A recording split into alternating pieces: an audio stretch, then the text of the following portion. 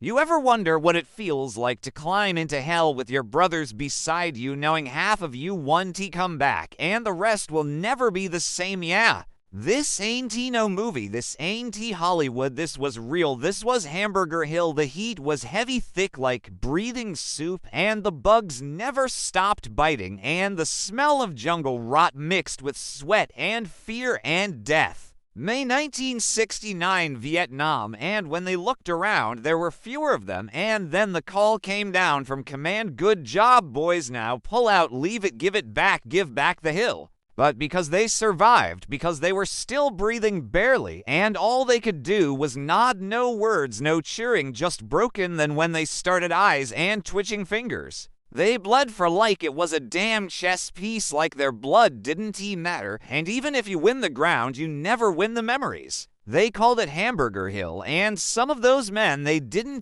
scream, they didn't curse, they just stared into the dirt cause they knew war doesn't care, it just takes and takes and takes. And still expected to march, but the men who made it down that hill, they carried something no metal could ever honor, they carried each. Because it ground up bodies and souls into nothing, cause that's what it felt like being there, like you were being chewed up, swallowed, spit out. What they didn't tell the guys was that the hill was crawling with North Vietnamese regulars. First day, they moved slow, cautious, still got hit 3 men down before they even reached the base of the hill. It wasn't a firefight, it was an ambush. And that was just took them and held them and didn't let go. They tried again, other names, each other screams, each other last looks. They carried ghosts, and if you're rewatching this now, don't you dare forget that hill wasn't just a battle at more men in blood, slipping in mud, climbing over the corpses of the friends they just laughed with the night before, and still they moved forward.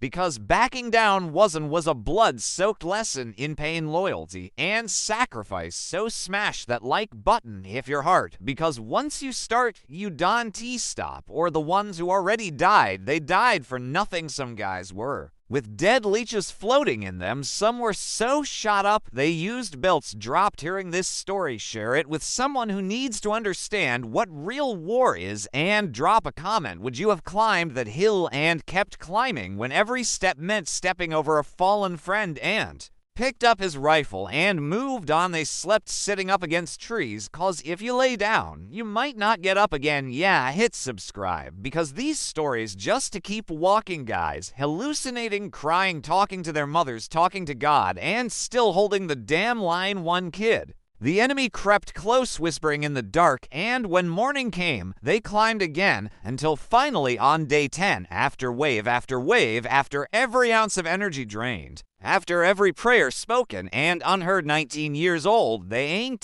just history, they re-scars, and someone got to keep them, but more than that, it was symbolic, and in war, symbols from fading. And someone somewhere decided that Hill 937 needed to be taken. It was high ground covered in jungle, get people killed. Command said take it, hold it, crush the enemy. And the 101st Airborne said roger that and started climbing. Now dug in 4 months, trenches, tunnels, bunkers, machine gun nests, invisible death in every shadow and tree.